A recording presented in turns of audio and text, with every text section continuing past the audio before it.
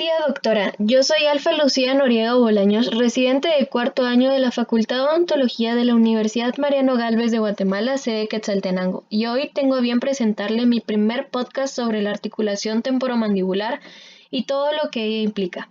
Comenzando con la biomecánica de la articulación temporomandibular, tenemos que la ATM es una articulación muy compleja, pues su estructura y función pueden dividirse en dos sistemas, siendo así el primer movimiento de rotación que se produce cuando los tejidos que rodean la cavidad sinovial inferior, es decir, el cóndilo y el disco articular, forman un sistema articular, y el segundo sistema está formado por el complejo del cóndilo y el disco actuando contra la superficie de la fosa mandibular, dando un movimiento libre de deslizamiento entre las superficies cuando la mandíbula se desplaza hacia adelante, denominándose a esto traslación. Erróneamente, el disco articular se ha denominado menisco, pero esta definición no es posible, pues un menisco es una media luna cuneiforme formada por fibrocartílago que está unido por un lado a la cápsula articular, pero no tiene inserción en el otro lado, extendiéndose libremente dentro de los espacios articulares. En cambio, el disco articular actúa como una verdadera superficie articular en ambos sistemas articulares. Es importante mencionar que cuando incluso la mandíbula está en estado de reposo, los músculos elevadores están en una ligera contracción. A este término se le llama tono y ayuda a que la mandíbula no caiga por completo, sino que se quede a una distancia considerable. Además, hay que recordar que los ligamentos no participan activamente en la función articular normal, sino que solo limitan de modo pasivo los movimientos extremos. Viéndolo desde otro punto de vista, ayudan a que la mandíbula no se salga del lugar cuando está en movimiento. Es decir, que los ligamentos no ayudan a que la ATM se mueva, sino que ayudan a que la mandíbula no tenga movimientos excesivos que puedan dañarla. Por otra parte, con respecto a la neuroanatomía funcional y fisiología del sistema masticatorio, podemos encontrar que el sistema neuromuscular es el encargado de regular y coordinar las actividades de todo el sistema masticatorio, formado por nervios y músculos. El sistema neurológico tiene una unidad estructural, siendo este la neurona, que tiene prolongaciones protoplasmáticas denominadas dendritas y axones. El sistema neuromuscular tiene receptores propios que ayudan a brindar la funcionalidad estable en todo momento, siendo estos los nociceptores que dan una respuesta ante molestias o dolor que puedan presentar el paciente. Los mecanorreceptores son los encargados de sentir el tacto leve, presión o movimiento. Los propioceptores dan información en la posición y movimiento en la mandíbula y en el músculo esquelético. Los interoceptores dan información del estado de los órganos internos como el flujo sanguíneo, digestión o bien la respiración. Y por último, los exteroreceptores son los receptores ubicados externamente en el cuerpo, como la piel y mucosas. Son propios del sistema nervioso periférico. Cuando la información ha sido recibida por la sinapsis neuronal, el segundo paso es cuando las neuronas lo transmiten a los centros superiores para su interpretación y evaluación. Existen dos tipos de neuronas, las neuronas aferentes primarias que hacen sinapsis con las neuronas de segundo orden en el asta dorsal de la médula espinal. Sin embargo, la aferencia de la cara y las estructuras faciales no entran en la médula a través de los nervios espinales.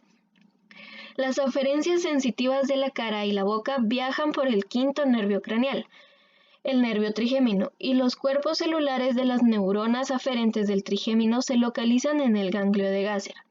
El complejo trigeminal troncoencefálico anatómicamente está formado por el núcleo trigeminal sensitivo principal, que recibe impulsos de neuronas aferentes periodontales y algunas pulpares, y el tracto espinal del núcleo trigeminal, que ocupa una posición más caudal. El tracto espinal se divide en tres partes: el subnúcleo oral, el subnúcleo interpolar y el subnúcleo caudal, que corresponde al asta dorsal medular. El tálamo actúa como una estación reguladora para la mayoría de las comunicaciones entre el tronco del encéfalo, el cerebro y el cerebelo. El hipotálamo es el principal centro encefálico para el control de las funciones internas del organismo como la temperatura corporal, el hambre y la sed.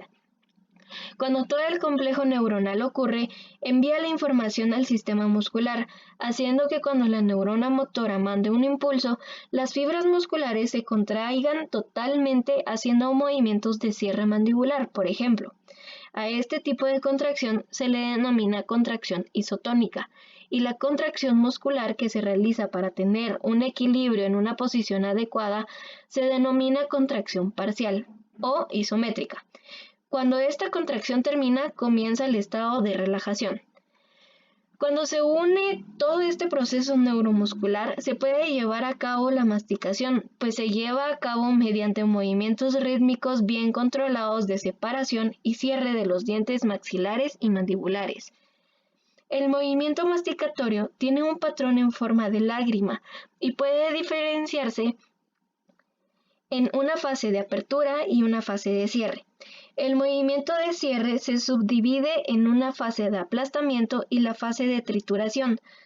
Durante este proceso se han identificado dos tipos de contactos, siendo los deslizantes, que se dan cuando los planos inclinados de las cúspides pasan unos sobre otros en las fases de apertura y cierre de la masticación, y los contactos simples, que se llevan a cabo en las posiciones intercuspídeas máximas. Durante la masticación, tanto los tejidos duros como blandos son importantes, y bien la lengua tiene un papel importante en el sentido del gusto y para mover el alimento dentro de la cavidad oral para conseguir que la masticación sea suficiente. La deglución consiste en una serie de contracciones musculares coordinadas que se desplazan y que ayudan a que un bolo alimentario de la cavidad oral pueda transferirse al estómago a través del esófago. La primera fase es voluntaria y se inicia con una separación selectiva del alimento masticado para formar un bolo. Esta acción es realizada por la lengua.